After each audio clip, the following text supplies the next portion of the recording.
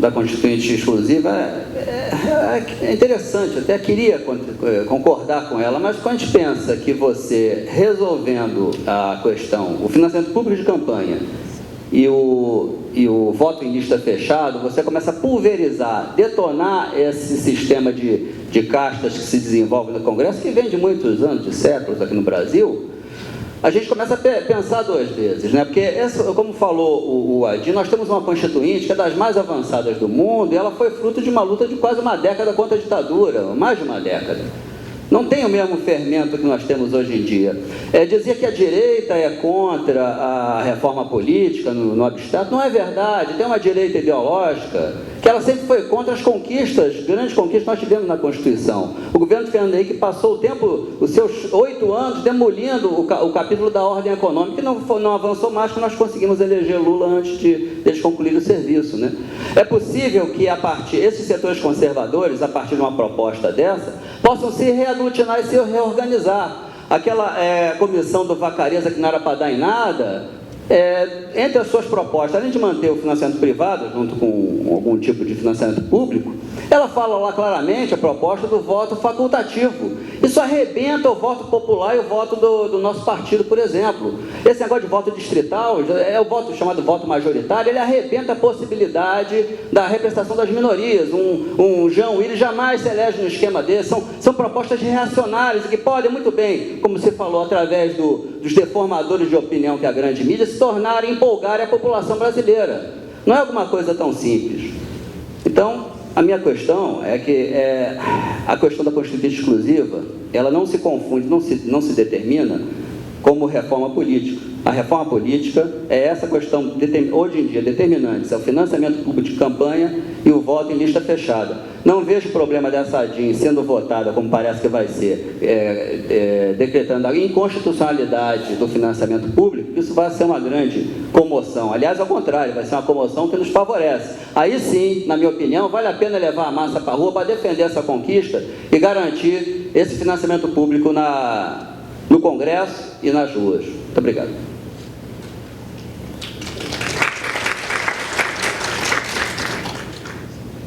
Eu queria aproveitar até a presença do ministro Franklin para que ele explicasse um pouco melhor, aí eu vou fazer uma pergunta a ele, e eu queria que o Adi comentasse também, sobre esse projeto de controle social dos meios de comunicação. Afinal, é censura mesmo, que eles estão querendo, essa discussão, o ataque que vem sofrendo da grande imprensa, explicasse melhor, e que ambos, o ministro Franklin e o Adi, comentassem se até do ponto de vista pragmático, né, vindo o ataque que vai virada dos meios de comunicação, foi bom então recuar esse projeto, deixar esse projeto hibernando ou não, ou devemos ir para o enfrentamento com esse projeto, devemos sustentar esse projeto e fazer ele ser aprovado e efetivamente instituir um controle social dos meios de comunicação. Boa noite, eu queria só fazer uma pergunta para o Franklin, do Correio do Brasil. É sobre essa distribuição, Franklin, da mídia técnica que foi estabelecida logo no início do governo do Lula e continuou depois no governo da Dilma, no qual justamente esses veículos que trabalham contra a democracia, por exemplo, eu cito a Globo, que apoiou a ditadura, claramente, hoje em dia faz uma meia-culpa estranha, enfim, mas continua sendo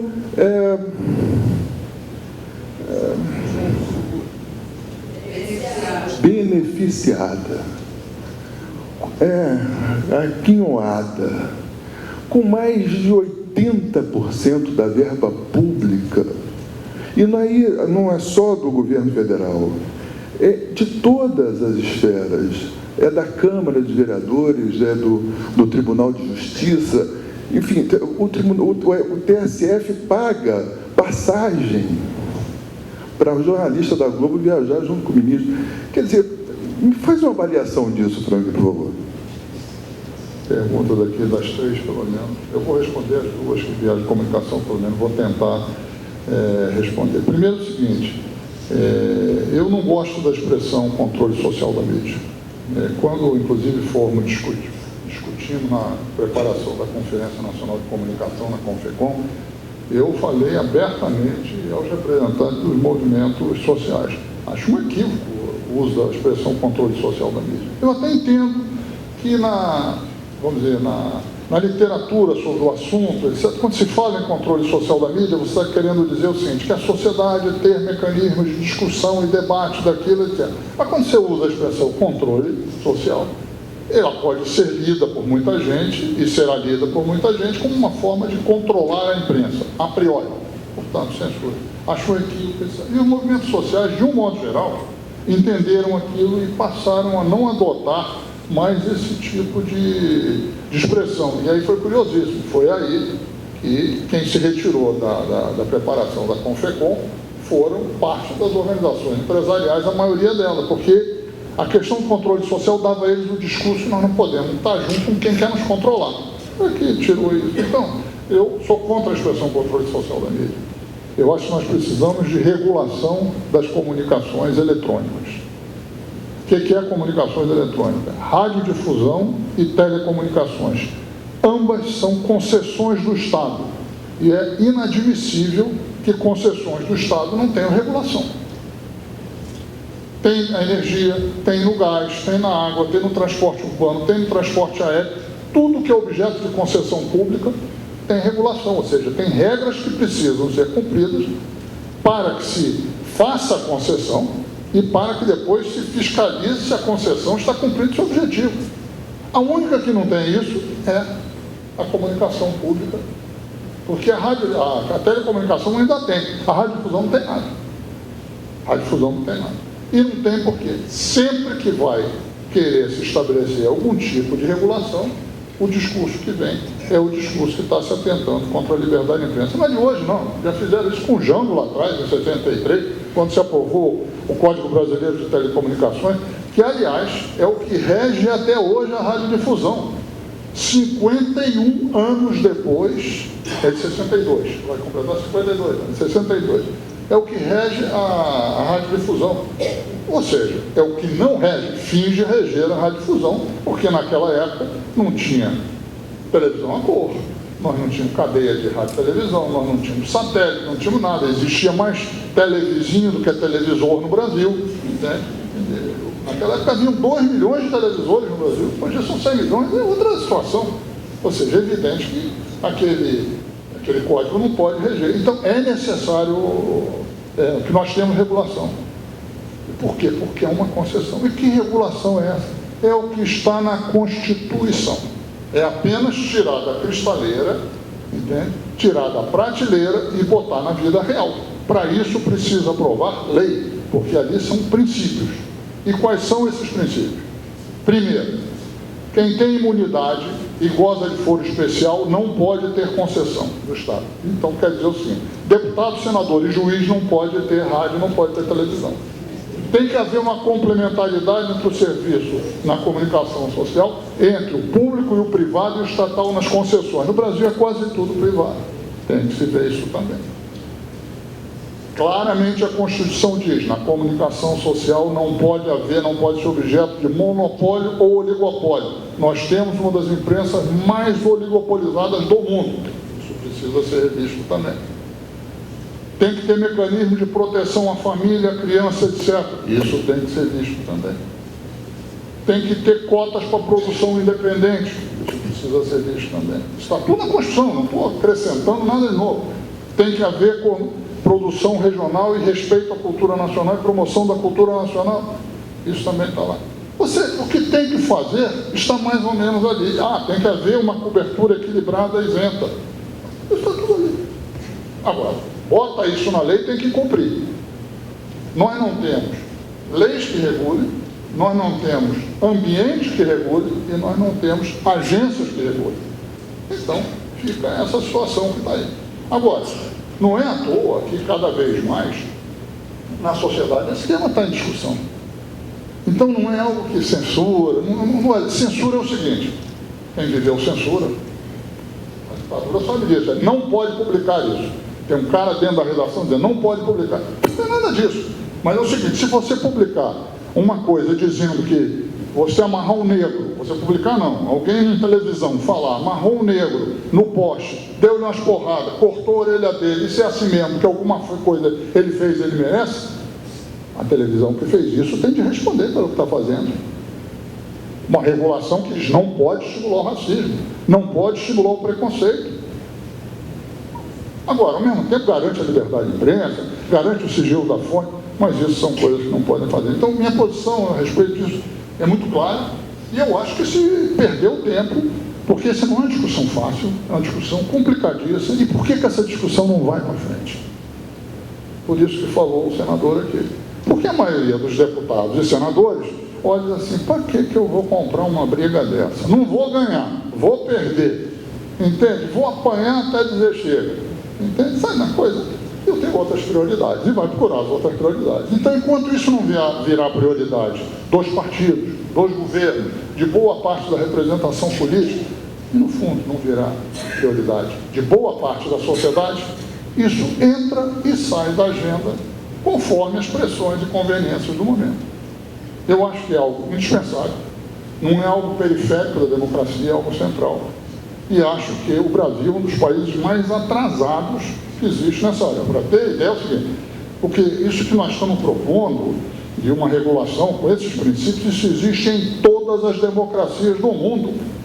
Eu não estou falando de regulação da mídia escrita, que existe em alguns países, a Inglaterra acabou de aprovar, e não tem nada de antidemocrático. Eu estou falando de comunicação eletrônica, radiodifusão, isso existe nos Estados Unidos, que regula pela via econômica, não pode ter propriedade cruzada, entende? Existe na Inglaterra, na França, na Itália, na Alemanha, na Espanha, em Portugal, na Argentina, o Equador, agora o Uruguai está aprovando. Todos os países estão, porque isso é uma questão fundamental. Aí tem gente que diz, não, mas regulação, isso... Informação não é sabonete que você possa regular. Não, justamente que informação não é sabonete, tem que ter regulação.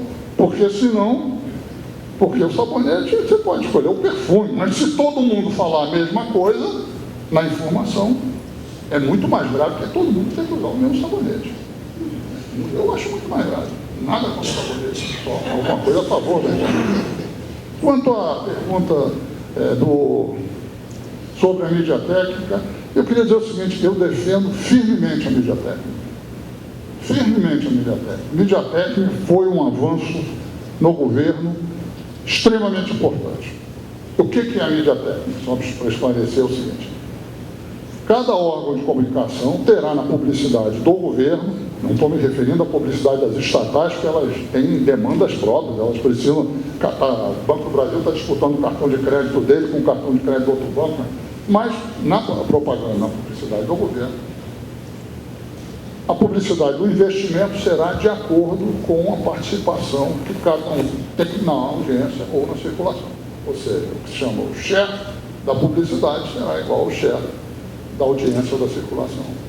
Vocês podem achar que isso é pouco. Isso foi uma revolução, desculpa. A TV Globo tinha 70% do share do investimento publicitário e tinha 50% da audiência. Ela levava 20% a mais. Isso, no caso da administração direta, significava 120 milhões de diferença por ano. A aplicação da mídia técnica fez com que 480 milhões que iam para a Globo, que ela não tinha, passassem a ser divididos entre as demais televisões. Estou falando do caso da televisão. Além de tudo, a mídia técnica se complementou com regionalização. Quando eu peguei a SECOM, haviam 400 órgãos que recebiam investimento publicitário do governo. Quando eu saí, haviam 5 mil. 5 mil, entre rádios, jornais locais, etc. Provavelmente o seu jornal deve ter recebido também.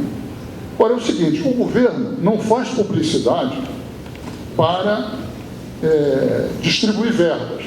Ele não faz publicidade para distribuir, ele precisa se comunicar. Ele precisa, através da publicidade, garantir ideias forças, defender aquilo. Ele precisa chegar lá. Num ambiente onde temos uma mídia que aqui entre nós é hostil ao governo, não gosta muito do governo. Então nós precisamos chegar lá. Precisamos chegar como? de todos os meios possíveis, por todas as mídias e através do critério técnico. Aí pode dizer, mas o jornal tal é contra o governo. Então eu digo o seguinte, eu não vou anunciar no jornal tal, na televisão tal, é porque ele é contra o governo. Eu vou anunciar só nos jornais que são a favor do governo. Quais são os jornais a favor do governo? Desse tamanho. Então eu chego lá. Então tem que ter um equilíbrio. Eu entendo, eu acho que é outra questão. Eu acho que pode-se chegar e dizer o seguinte, além da mídia técnica, você tem que ter um fundo para estimular os órgãos de menor circulação que estão crescendo, etc. Isso é outra questão. Mas eu acho que jogar isso contra a mídia técnica vai ser um retrocesso. Vou contar, por exemplo, eu estou me alongando. Uma vez chegou uma rádio do Rio, que não vou citar o nome, mas que era a quinta ou sexta rádio daqui, e o cara veio, o dono da rádio, e o deputado, esse negócio de mídia técnica é muito bom e tal, mas é o seguinte, a política tem que estar no posto de comando. Parecia o Mao Tse Tung falando. Tem que estar no posto de comando. Então, sim, nós sabemos disso. Então, é o seguinte, não dá para esse negócio da mídia técnica a gente deixar um pouco de lado e ter mais coisa, porque essa rádio está conosco, está aqui, está ali, olha. Você recebia X na mídia técnica, antes de ter a mídia técnica. Hoje em dia você recebe 10X. Se acabar a mídia técnica, você acha que além do deputado seu que está me fazendo essa pressão, não vai vir a Rádio Globo, a Rádio Tal, as grandes fazer pressão? Quem que você acha que tem mais poder de fogo para pressionar aqui? Ministro, deixa para lá. Vamos continuar com a mídia técnica, que está ótimo, entende? A mídia técnica foi um avanço extraordinário. Nós precisamos de outro mecanismo. Eu acho que o governo atual cometeu um erro no ajuste da mídia técnica. Qual é esse erro? A internet já devia estar, hoje em dia, com 17, 18% do bolo publicitário. Estava com 5%. Estava com 5% por quê? Porque as publicações que regulam isso, etc., dizem que é só 5%. E dizem que é só 5% por quê? Porque elas não sabem quanto que o Google e o Facebook faturam de publicidade ou repartem de publicidade. Entende? Então, como não sabem, se guiam naqueles 5%. Hoje em dia no Brasil já é 17%. O governo agora anunciou, no ano passado, que ia mudar de posição, vai passar a botar muito mais na internet, e é isso. Quando com esse ajuste na internet, a mídia técnica fica próxima mais da realidade, porque ela também, as diferentes plataformas, as diferentes mídias, tem que ter um critério técnico também em função da influência de cada um no mercado. Eu sei que não é fácil, eu sei que é difícil, como eu te digo o seguinte, a mídia técnica foi um avanço extraordinário, porque ela botou regras e permitiu que você começasse um processo de fazer algo que seja proporcional à realidade. Agora, precisa ser complementado por outros mecanismos também. Já falei demais.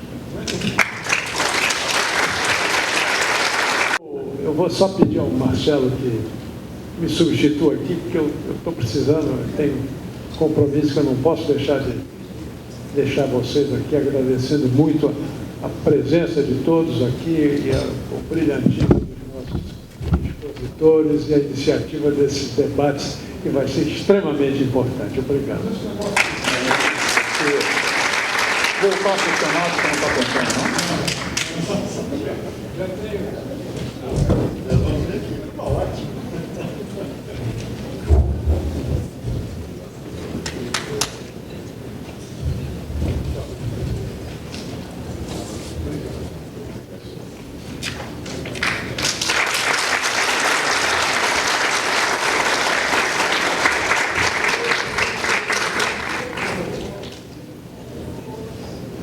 Tarefa difícil aqui, né? Substituir o insubstituível. Mas vamos continuar aqui o nosso debate. Já passou, né? Foram as 3. Não vai responder, não tem nada. Não, então... Alguém vai comentar aqui? Não, né? Vamos passar logo para a segunda rodada. Rapidamente. Interessante, nós tratamos aqui do tema da reforma política e quando abriu, o pessoal veio para a área de comunicação. Eu acho que isso demonstra o quanto que a gente está sentindo na prática a pressão do que é esse grande império das 6 famílias, 8, 9 famílias. E é sobre isso que eu quero falar, mas fazendo um gancho com a importante fala do Ricardo, que ele fez um resgate histórico aqui fundamental, e aí criou um certo contraponto com o receio de se ter uma reforma constituinte ou uma constituinte mais ampla, né? E eu acho que é por aí que a gente tem que caminhar, né? abrindo por uma reforma da política, mas tendo a perspectiva que num passo seguinte tem que se ter uma reforma constituinte ampla, porque nós temos alguns assuntos que são fundamentais, como, por exemplo, essa questão da comunicação. Outro assunto fundamental, o papel do judiciário no Brasil. Damus Vadir falou disso aí. Nós temos aqui no Brasil um conluio, uma atuação vinculada do Ministério Público com as organizações Globo, através desse Inovare, desse instituto, isso é uma excrescência, que até outro dia dava dinheiro para promotores e para juízes das organizações Globo, que é o maior patrimônio da comunicação do mundo. É maior do que o Murdoch, é maior do que o Berlusconi lá na Itália. É o maior patrimônio, a maior riqueza mundial da comunicação é a família Marinho. E isso tem que ser objeto da discussão de uma reforma na nossa Constituição. E a questão do judiciário.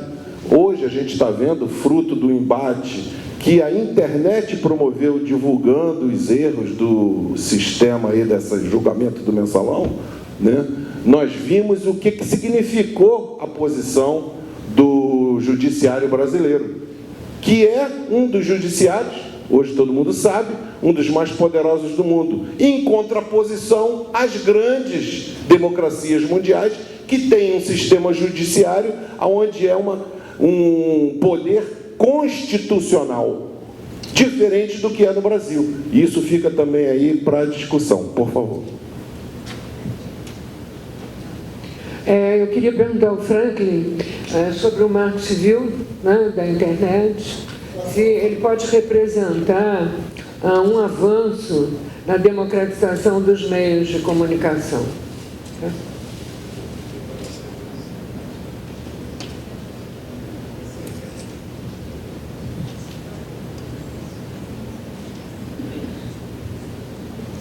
Bom, boa noite a todas e a todas. Meu nome é Flávio Antônio, eu faço parte das pastorais sociais, especificamente da pastoral operária. Moro em Nova Iguaçu, aqui no Rio de Janeiro. E aí, assim, eu quero retomar, na realidade, esse debate para o campo da reforma política. E aí eu gostaria de ouvir tanto do Adi quanto do Ricardo a respeito da seguinte questão. Primeiro para o Vadir. Hoje, na realidade, se eu não me engano, existem duas campanhas importantíssimas no Brasil colocadas. A primeira é a campanha pela reforma política, que, se eu não me engano, Vadir, tem um projeto de lei, não sei se ele já foi encaminhado ao Congresso Nacional ou não, que está sendo circulado pelo Brasil a tomada de assinaturas, né? Então, a OAB, junto com outras instituições, estão aí colhendo assinatura. Eu quero saber de você se, de repente, este projeto de lei não é um tanto limitado no sentido de não fazer, de fato, uma reforma profunda no sistema eleitoral e ficar apenas pontualmente em algumas questões, tá? E para o Ricardo Gerbim, o que tem de importante, né, para o conjunto da população brasileira este plebiscito popular? Nas últimas eleições que nós tivemos, o embate central se deu entre um programa que tentava retomar aquele conjunto de medidas do governo FHC, né? Aquele conjunto programático, e uma oposição a isso, que foi representada pelo PT. Isso esteve no centro das eleições de 2010, de 2006, de 2002 e provavelmente estará no centro agora, né, das eleições de 2014. Qual é o nosso dilema nessa situação? É que mesmo quando se ganha, né, as leituras e avaliações é de que a composição do Congresso Nacional vai piorar. Sobre isso há uma certa unanimidade, né? Que mesmo que o PT avance, veja, eu falo isso com uma certa tranquilidade, eu não sou petista, né? O PT não está imune também à presença no seu bojo das bancadas do agronegócio, da educação privada. Esse é um problema complexo, porque nós estamos num sistema que é totalmente falido. Entrem no Google agora, escolham qualquer estado da Federação Brasileira, qualquer um, precisa ser o Rio de Janeiro, vejam lá, custo estimado da eleição de um senador ou de um deputado federal, escolham o ano da eleição, façam a retrospectiva das últimas eleições, vejam a curva desse custo e entrem na página www.tse.jus, vejam quanto foi declarado. O Caixa 2 é um segredo de polichinelo, ele é uma necessidade estrutural da política brasileira. Todas as organizações, os agrupamentos vão ter que conviver com o Caixa 2. É uma obviedade. São setores residuais aqueles que não se elegem no Caixa 2. Os que se elegem ainda com a militância, com o trabalho voluntário, existem, mas são residuais nos estados e vão perdendo espaço a cada eleição. Portanto, esse impasse que nós temos, veja, nos colocou numa situação que, mesmo avançando, recuaremos. Mesmo avançando, estamos travados. Ou nós temos energia e capacidade de enfrentar o centro desse problema. E aí, Cadu, cadê o Cadu? Tá aí. Podemos perder. Veja, nós que somos da luta, sabemos que toda luta nós podemos perder. Podemos perder. Evidente que se tiver uma constituinte nesse país, as forças reacionárias vão pautar o conjunto de temas conservadores. Mas o melhor indicativo que nós temos é que eles têm mais medo desse tema do que nós. Porque sabem que a insatisfação acumulada abre mais potencial para medidas democratizantes do que medidas restritivas. Essa é a nossa oportunidade histórica. Ou nós convivemos com essa oportunidade histórica, ou então nós seguimos nessa situação que, mesmo ganhando, caminhamos para trás. Mas veja, a história não fica parada. A insatisfação com o sistema político, a insatisfação que nós vimos com a juventude, se ela não for traduzida do ponto de vista da transformação social, ela será traduzida pela direita. Essa insatisfação será traduzida pela direita. Não quero fazer nenhuma comparação analógica alarmista, mas o que foi a insatisfação democrático-burguesa da República de Weimar, na Alemanha, e o surgimento do nazismo. Aquilo que não é traduzido do nosso ponto de vista não vai ficar latente para sempre, vai ser traduzido exatamente para a insatisfação. E eu não estou fazendo nenhum discurso alarmista, porque não acho que nada disso está colocado nesse momento.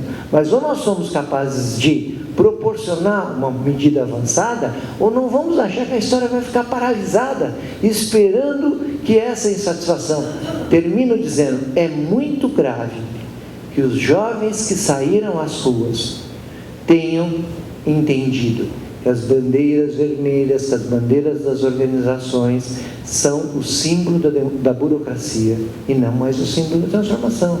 Isso é grave. Ou isso ou revertemos isso, ou vamos perder terreno crescentemente. A juventude que saiu às ruas agora, ainda que na sua composição social bastante diferenciada, está historicamente do mesmo ponto de vista daquela classe trabalhadora que saiu às ruas no final dos anos 70, anos 80 e inaugurou um novo ciclo político no país. O novo ciclo político que virá está associado a essa juventude que está entrando pela primeira vez no cenário político das ruas. Ou nós sabemos dialogar com ela, ou nós nos construímos com ela, ou não achemos que ela ficará paralisada. A história nunca admite esse tipo de situação.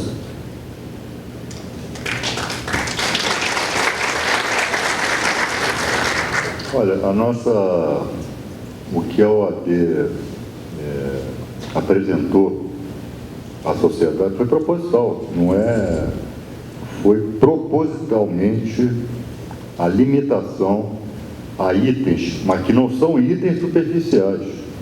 Você estabelece aqui, por exemplo, uma eleição proporcional em 2 turnos, e isso é uma mudança profunda no nosso sistema eleitoral e que acarreta, por via de consequência, outras alterações muito importantes e benéficas para o sistema eleitoral. Foi proposital.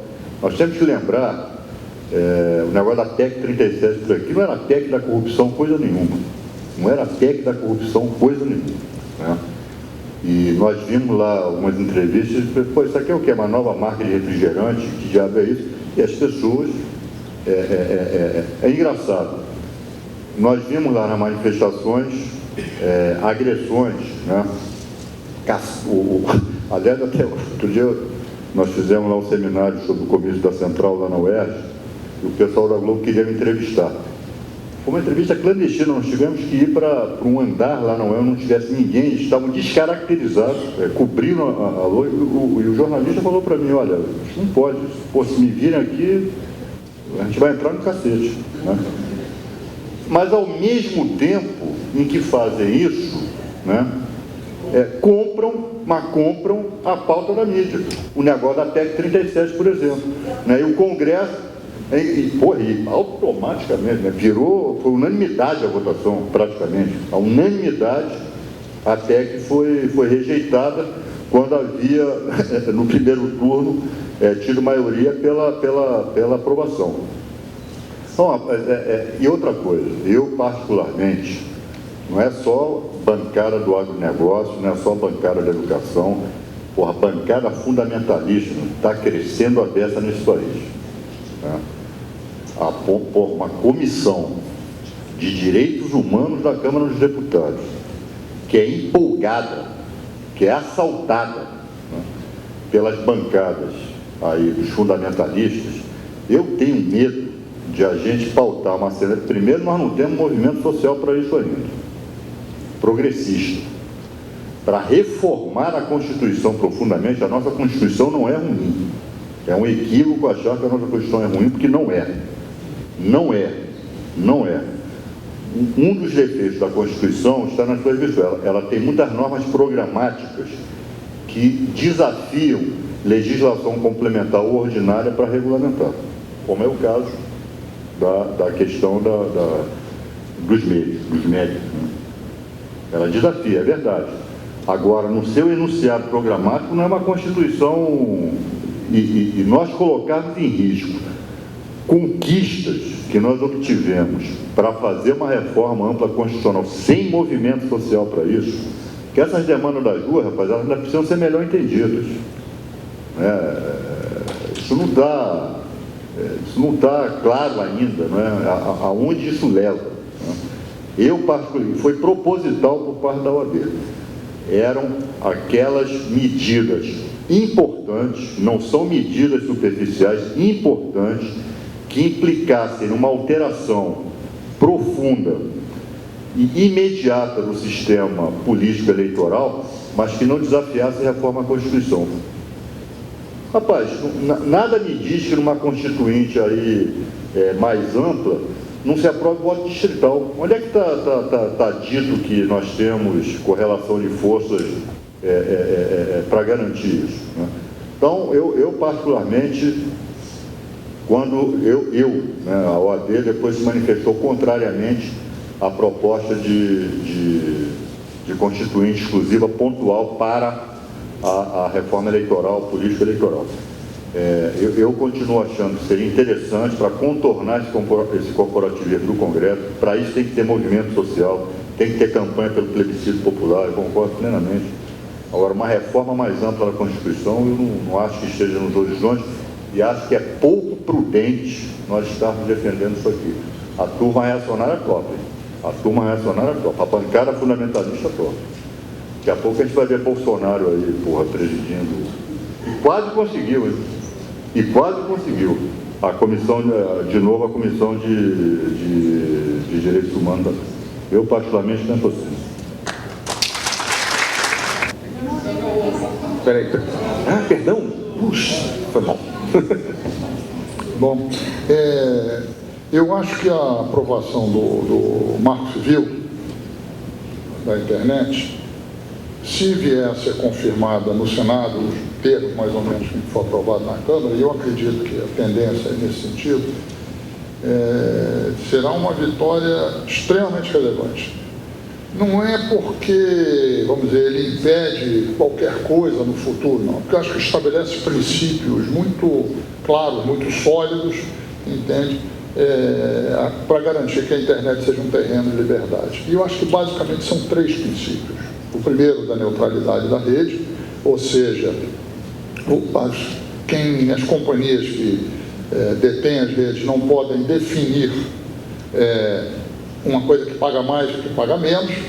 Tendo o mesmo volume de dados, ela não pode dizer que o YouTube é isso, para cinema é isso, para e-mail é aquilo. Ela não pode, quer dizer, então isso garante que ela, na verdade, se fosse dado, não houvesse neutralidade da rede, ela poderia ter um poder de dizer o que trafega mais caro ou mais barato, e em função disso, por interesses particulares, ela começaria a controlar a rede.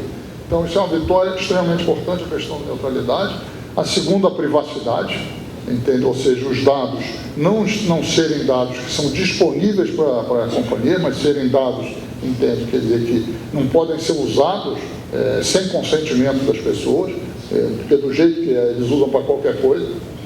E uma terceira coisa que pouca gente percebe, que é o princípio chamado da inimputabilidade, que no fundo é o seguinte, vamos dizer, a companhia lá não vai ser julgada, ela não pode ser responsabilizada por um conteúdo que ela divulgou. Porque estava muita gente começando a usar, já usando muito, ia lá em cima da companhia com o advogado, fazia pressão, e o advogado, a companhia, tirava o conteúdo. Então começava a fazer censura por quem tinha advogado. Por exemplo, tem um candidato a presidente que fazia isso abertamente, tanto que a emenda para tentar derrubar a inimputabilidade já estava recebendo o nome dele nas discussões do Congresso. Então, eu acho que são vitórias, coisas que mantêm. O governo recuou na questão dos data centers ficar dentro do Brasil. Isso não constava do projeto original, foi algo que foi posto depois, em função principalmente da questão da espionagem americana. É algo importante, mas isso não era central. Quer dizer, eu acho que ficou de ótimo tamanho, entende? Até porque você tem um dispositivo que obriga, mesmo o data center não ser aqui, a responder perante a lei brasileira. Então, isso abre espaço, seja para uma disputa judicial, numa série de casos, seja para uma intervenção do Executivo. Então, eu acho muito positivo. Isso nos coloca no primeiro plano da legislação de internet no mundo. Esse é o primeiro dado. Eu acho que tem uma outra coisa muito importante.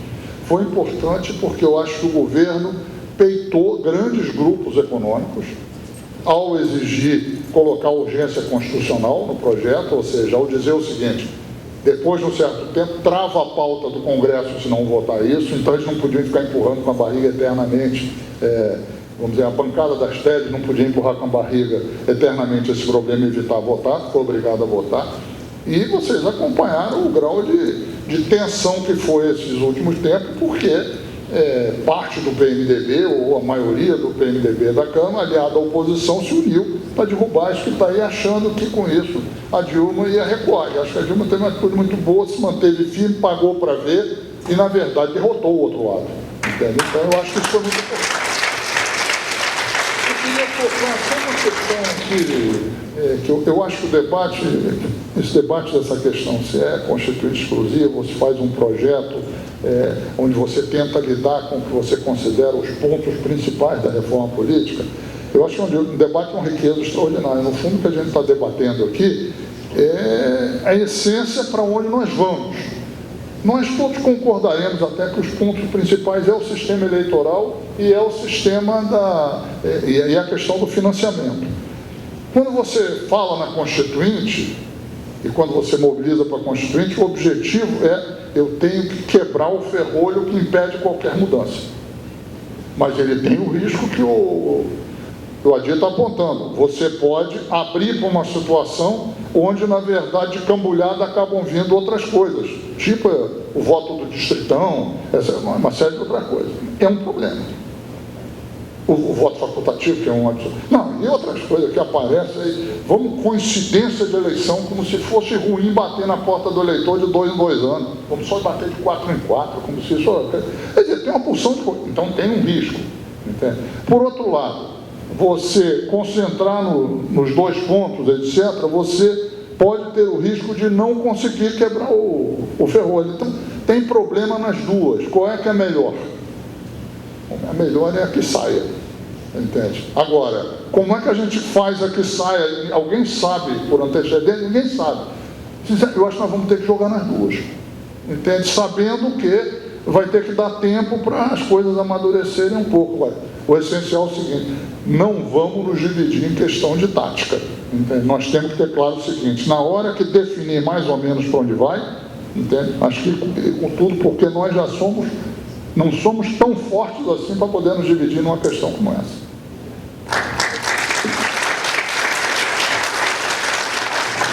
Bom, boa noite, meu nome é Ana Paula, eu sou servidora do Estado, sou gestora pública, eu vou ser muito breve, e a minha pergunta é para o Vadir. Eu gostaria de voltar ao debate sobre a representatividade, e aí, sobre a representatividade não apenas no Poder Legislativo e no Poder Executivo, como também no Poder Judiciário.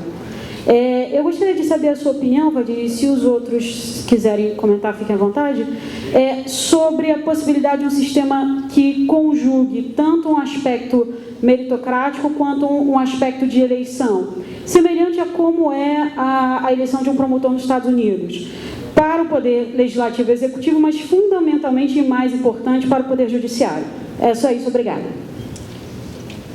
Então, meu nome é Sérgio, eu sou concursado da FINEP, né, empresa estatal que lida com parte de inovação, e eu tenho muito mais, aliás, elogiando que é tão raro a gente vir em espaços propositivos, né? Muita gente fica reclamando, a gente veio num espaço exatamente propositivo, isso é muito rico. E eu tenho mais a propor mesmo, algumas coisas que a gente discute muito nas redes, né? Tem um monte de gente aqui que está nas redes no dia a dia, então, inclusive, convido para estar mais presente nas redes, que a gente entende e fundamenta muitas coisas a partir do que rola na rede. Então, um ponto que o Franklin falou, o ministro Franklin falou da questão do fundo, eu concordo plenamente. Essa discussão do que o governo gasta de publicidade é 3% da publicidade do Brasil. Achar que a publicidade... Na Venezuela não dão um centavo para as empresas privadas lá, e eles metem um cacete no governo lá do mesmo jeito. Achar que, não, nós vamos tirar o dinheiro da Globo e a Globo vai falir, é ridículo. É ridículo. Fundo para o público e para o não governamental ter espaço, né, para os movimentos sociais e tudo, é um fundo em cima da publicidade privada, né, um fundo geral, né? Então é um projeto que eu tenho e tal, já tenho desenhado, que é mais ou menos como eles estão fazendo na Argentina. Não está muito definido lá, mas tem um projeto disso também, enfim. Outro ponto é exatamente, ninguém falou claramente, para essa eleição nenhum ponto vai mudar. Temos uma realidade aí. E a rede transforma muita coisa. Marco Civil foi um caso. Se não tivesse pessoal na internet buzinando e tal, o Marco Civil não teria saído. É um fato. O Eduardo Cunha ficou famoso por causa da internet. O pessoal lá buzinando todo dia. Tipo, esse cara tá querendo destruir, tá de lobby e tal. Então, é comprometer todo mundo a pegar esses jovens que o Gebrim tanto fala, que eu discordo plenamente como economista. Esses jovens, para mim, eles são é bem diferente da Espanha, você tem um emprego forte. Vou acelerar. Coisas que a gente já tem, como o Vadir bem falou. O Vadir foi preciso, né? Então, é mais nesse sentido. Assim, eu tinha mais coisas para falar, mas eu vou deixar para todo mundo poder participar. Oi. Katia, ali é rapidinho. Perguntar para o Vadir.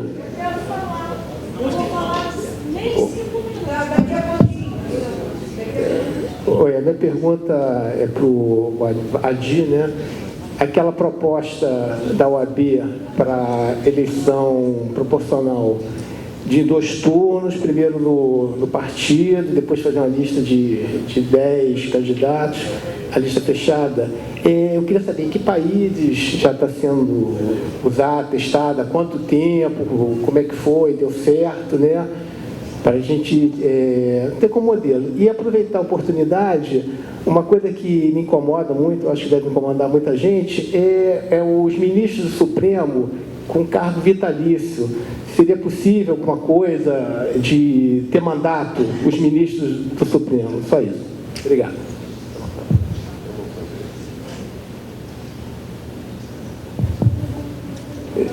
Boa noite a todos, particularmente a mesa de honra. Eu gostaria de, inicialmente, dizer e proclamar que o jornalista Franco Martins me desperta uma merecida credibilidade pela sua história, pela sua biografia e pelo seu modo, pela sua história de vida. De sorte que eu vim hoje à noite na expectativa de colher um depoimento otimista, um depoimento de crença e de confiança nas instituições. E, lamentavelmente, na sua exposição, o brilhante jornalista sinalizou de quem detém o governo não detém o poder. Uma coisa é exercer o governo, outra coisa é deter o poder. Pelo visto, o PT e a presidenta Dilma não exercem o poder, mas não somente o governo. O jornalista complementou dizendo que o mingau em que se constitui o Congresso Nacional é onde reside o centro das decisões nacionais. E, na minha avaliação, a pauta desse mingau é fixada pela mídia brasileira.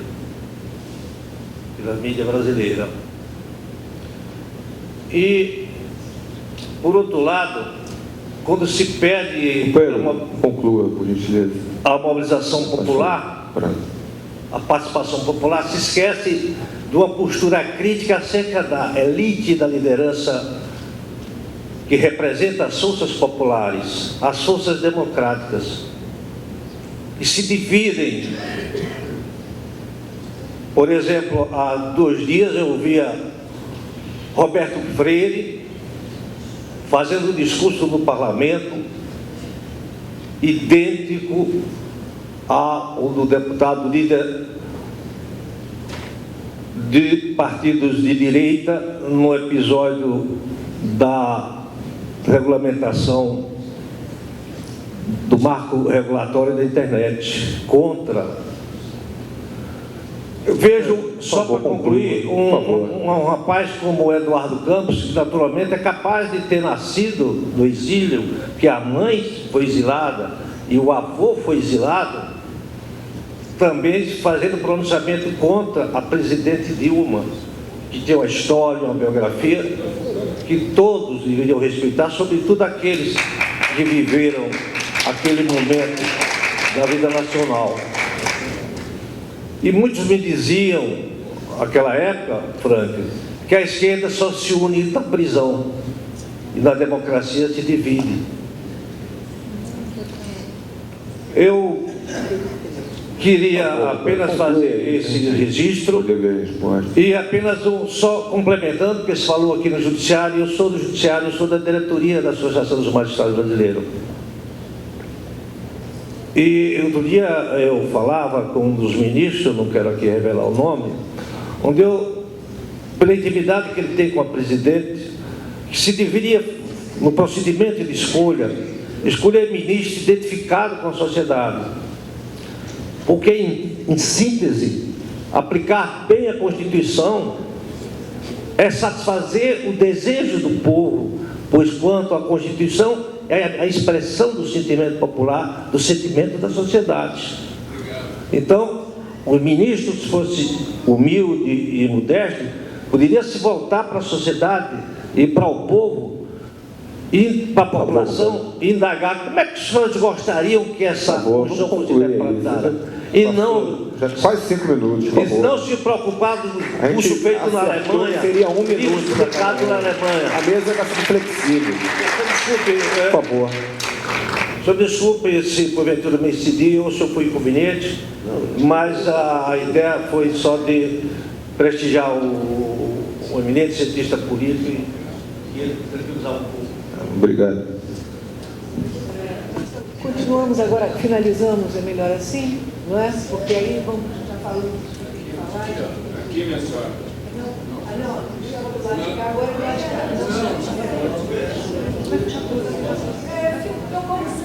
Posso? Boa noite. Posso? Sei. Obrigado. Boa noite, meu nome é Felipe Aveiro, sou jornalista, vou tentar falar bem rápido, mas aqui, já que a gente está discutindo muito sobre comunicação, democracia, falamos bastante sobre liberdade na internet, eu acho que não estou falando rápido demais, eu acho que também não vai ficar muito fácil, melhor ser mais devagar, mas ser sucinto.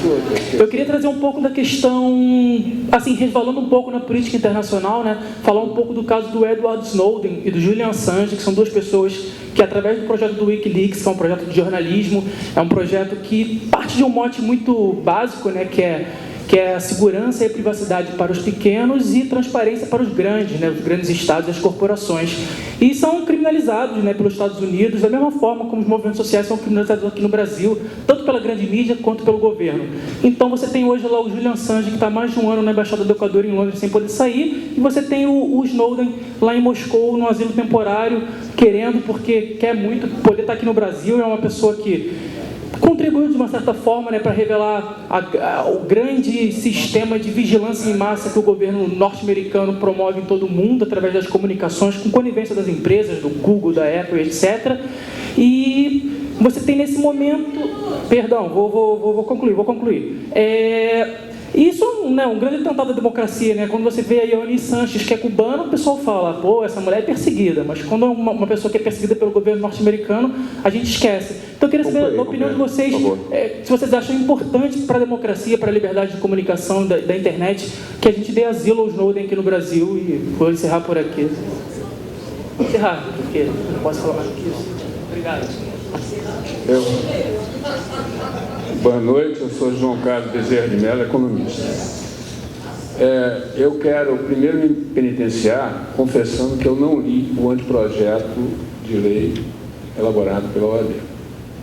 Feita essa ressalva, eu gostaria de provocar a mesa no sentido de saber se seria oportuno um dispositivo que não apenas viabilizasse o financiamento público de campanha, mas o fizesse exclusivo, e mais do que isso.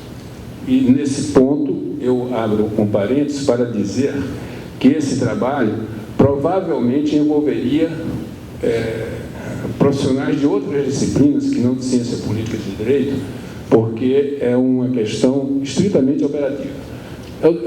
Sendo o financiamento exclusivo, a sugestão que eu faria e colocaria em debate seria que os recursos do financiamento não seriam repassados aos partidos, ou seja, a ordenação das despesas e a execução das despesas ficaria a cargo da Justiça Eleitoral.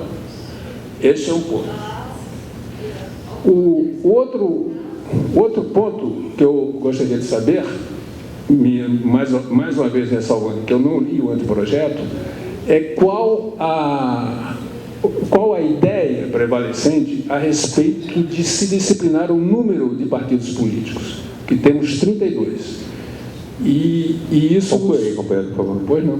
E isso nos faz envolver nessa esquizofrenia que torna, por exemplo, até a semana passada, ministro das Cidades, o neto do senhor Aguinaldo Veloso Borges. Para quem não conhece, eu sou nordestino, Aguinaldo Veloso Borges é o usineiro responsável pela morte de João Pedro Teixeira, figura conhecida e perpetuada por Eduardo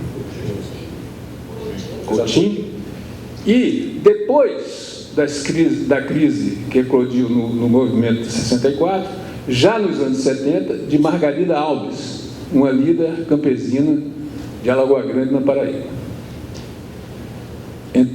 Então, a questão objetiva é qual a ideia prevalecente no sentido de disciplinar o número de partidos. Não sou eu, não. Não, eu quero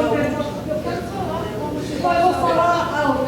Eu sou ainda bem que eu estou aqui pela primeira vez. Eu questionava o porquê da reforma política. Eu entendi por quê. Meus parabéns à OAB por essa proposta, mas, em compensação, eu quero saber quando que essa proposta, qual é o projeto desta proposta chegar à massa e aos jovens. É só isso que eu queria falar. Nelson, muito rápido e pontual. É que a gente tratou aqui, na verdade, todo esse debate ele partiu de uma situação objetiva, que foram as manifestações de junho, julho. Só que quando a gente trata disso, muitas vezes a gente acha que houve assim uma explosão difusa. Na verdade, a reverberação, as ondas subsequentes, elas foram abrangentes em termos de demandas, reivindicações. Agora, você tem um fator objetivo. O estopim do movimento aqui foi a questão do transporte, do aumento do transporte. E é esse o eixo político concreto que hoje mobiliza toda essa massa jovem, nova, muito ampla, que está colocada agora como protagonista da ação política, em cima de questões que são assim a ampliação da cidadania. Ou seja, o cara dentro de casa hoje, o sujeito hoje tem 20 anos de idade, ele conseguiu na sua casa, quem é que falou aí em Japeri, foi o TED, né? Ele, seja Japeri, seja na Rocinha, seja onde for, ele tem dentro de casa todos os bens de consumo duráveis que eram o anseio de consumo das famílias pobres há 10 anos atrás. Isso foi conquistado. A gente sabe que tem todo um processo de mudança de perfil de distribuição de renda. Agora, no concreto, quando o cara sai de casa, ele continua metendo o pé na vala negra. E ele continua levando 2 horas, 2 horas e meia, 3 horas para chegar no seu local de trabalho. Porque ele tem trabalho atualmente. Mas toda essa situação mais ampla que, na verdade, mobilizou e fez eclodir a mobilização. Então é o seguinte, quando a gente coloca, não, a bandeira que vai mobilizar aí nesse período pré-eleitoral é a questão da reforma política, vamos até pensar na Constituinte. Queria fazer uma ponderação assim, clara, toda a Constituinte, ela se colocou, ela nunca foi uma demanda sozinha. A Constituinte que nós vemos aqui, ela veio no bojo da luta pela democracia. Então você tem um programa democrático, você tem a Constituinte, que é a forma de reorganizar o Estado a partir de um período que se quer superar politicamente. Então é o seguinte, hoje a questão concreta que você tem que traduzir politicamente, e não vinha sendo traduzido, por isso que os partidos políticos de esquerda não foram reconhecidos como representações válidas naquele momento, é porque as questões fundamentais dessa, vamos chamar de cidadania ampliada, que sai além da porta da casa do sujeito, hoje, não estavam contempladas. Essa é a questão concreta. E a questão, só para finalizar mesmo, do Marco Civil da Internet, das telecomunicações, ela é fundamental, porque hoje o canal fundamental de comunicação entre essas pessoas é esse. Eu cheguei assim para minha filha de 20 anos, eu perguntei, vocês falam pelo Facebook, mas falam pelo celular também? Ela, papai, o Facebook é o celular, entendeu? Então tem essa mudança no meio, na forma de comunicação e de transmissão de ideias, tá bom, acabou. Que ela é fundamental também. Se a gente não lida com essa realidade, a gente... Peraí, pessoal, deixa o Nelson terminar. Se a gente não lida com essa equação também, a gente começa também a dar tiro assim, meio que a esmo. Obrigado. Ok. Pessoal, bem rápido. Primeiro, esclarecer que não há nenhuma divergência entre essas duas campanhas. Pelo contrário, elas estão somando, né? Elas estão juntas. É evidente que pode ter entidades que estão na proposta da plataforma dos movimentos sociais, onde está a OAB e tal, e pode eventualmente estar no plebiscito e vice-versa, mas elas estão somadas.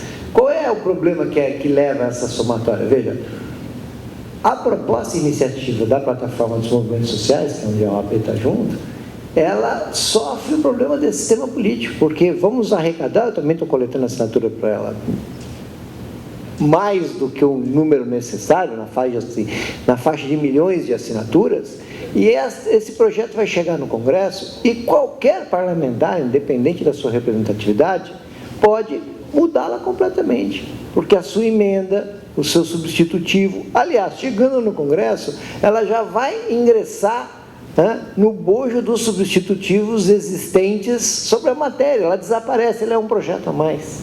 Esse é o problema. Claro que ela é importante, ela é ponto de luta e vamos nos mobilizar por ela. Agora, a questão da Constituinte, ela vai além. Ela é uma solução e uma saída política. Evidente que ela está ligada a uma leitura de que, neste momento, mudou a conjuntura. E a luta popular já não está mais no descenso. Ela volta a ter um ascenso. Claro que isso não é tão simples, isso não é comum. Agora, eu queria terminar convidando-os a construir o plebiscito popular, inclusive aqueles que acham que a proposta de uma Constituinte é inconveniente, que venham para o plebiscito defender ou não. Veja, nós queremos construir o plebiscito popular assegurando a defesa de quem acha que não. Não se trata, não é um plebiscito popular, não é um abaixo-assinado. No abaixo-assinado só assina quem concorda. O plebiscito popular é um plebiscito.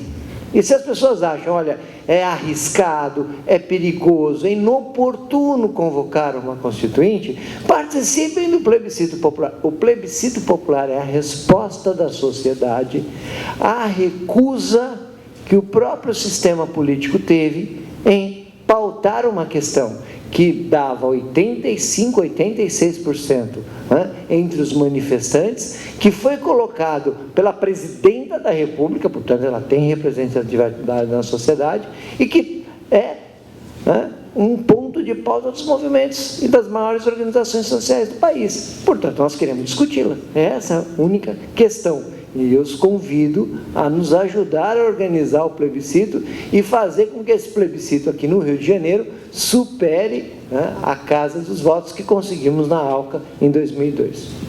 Obrigado. Rapidamente, eu sou a favor do pedido de asilo do Julian Assange.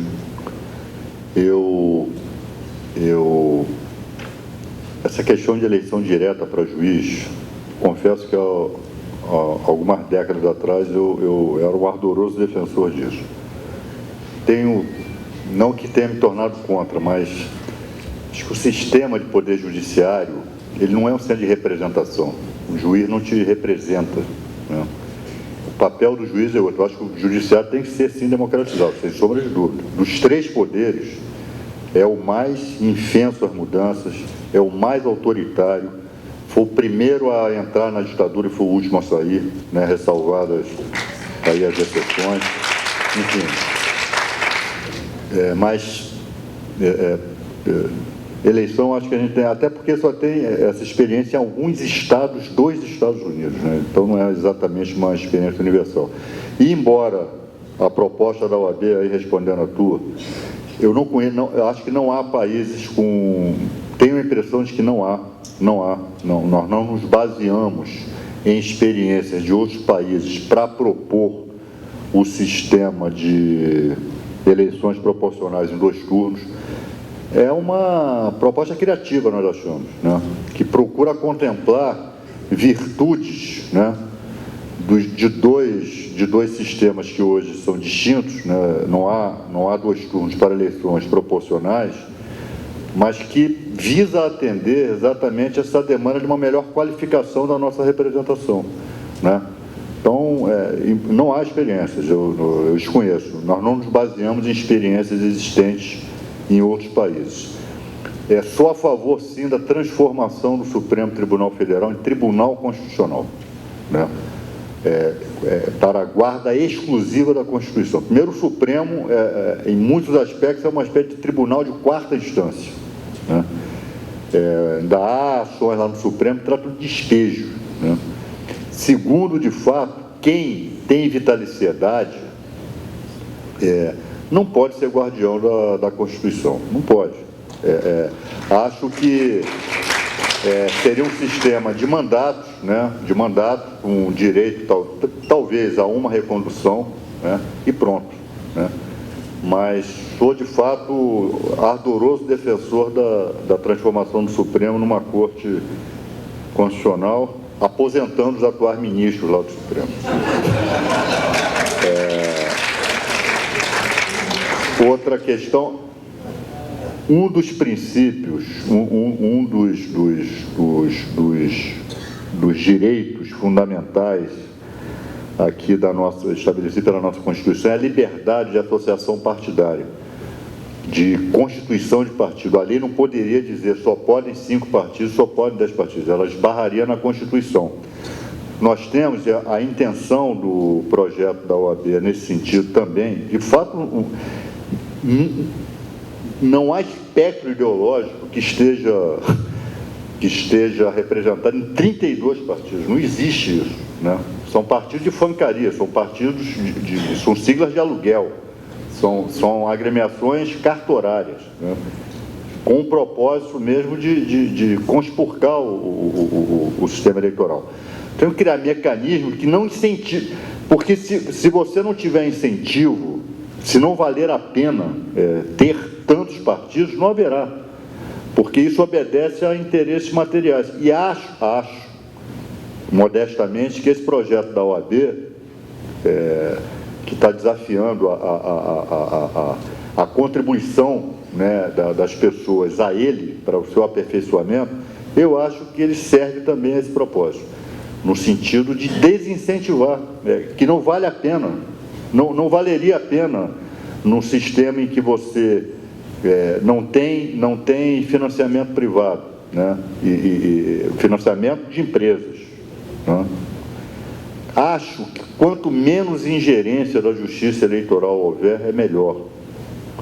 Porque nós temos partido do pressuposto também, se a gente está tentando montar um sistema de fortalecimento da representação e de qualificação da representação partidária, ao mesmo tempo não pode ter um sistema de desconfiança, né? Olha, o fundo arrecadado não pode ser distribuído pelos partidos. Aí a gente já parte do pressuposto da criminalização dos partidos. Eu acho que essa ingerência da Justiça Eleitoral num processo... Aliás, essa ingerência do Poder Judiciário na vida, essa judicialização da vida, né, ela é extremamente autoritária. O Poder Judiciário tem que cumprir o papel dele o que desenha a Constituição e pronto, né? O Poder Judiciário interfere muito na vida de cada um. Isso é ruim, isso é autoritário, né? O Poder Judiciário, ele é autoritário, por natureza. Então, não acho que deva ser assim, essa ingerência da Justiça Eleitoral. E a questão da permissão do financiamento privado com aquela limitação, não sei, R$700, ou enfim, é um número, se não me engano, é o salário mínimo, é um pouco mais que o salário mínimo, um pouco menos, enfim. É no sentido de o cidadão se sentir comprometido com o financiamento das campanhas, com a sustentação da democracia. O objetivo é esse, cada um de nós se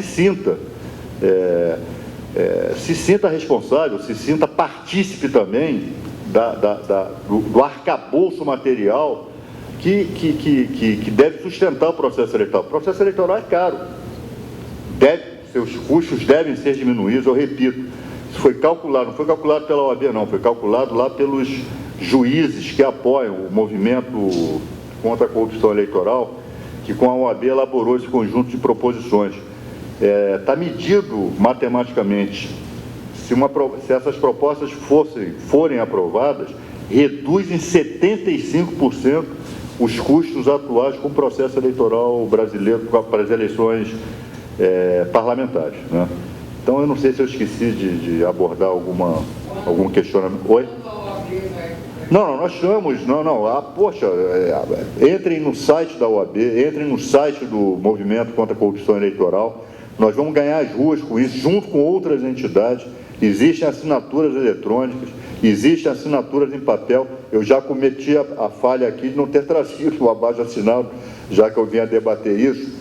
Mas é tanta coisa, pô, estou participando de tantos debates que eu estava agora lá em Niterói para um debate sobre Comissão da Verdade. Aí vim para cá debater reforma política. Então, enfim, mas a intenção é essa, é recolher milhões de assinaturas pelo Brasil para popularizar essas proposições aqui, buscar a contribuição, não é só buscar a contribuição para o aperfeiçoamento aqui do projeto. Bom, boa noite a todos. Obrigado aqui pelo tempo.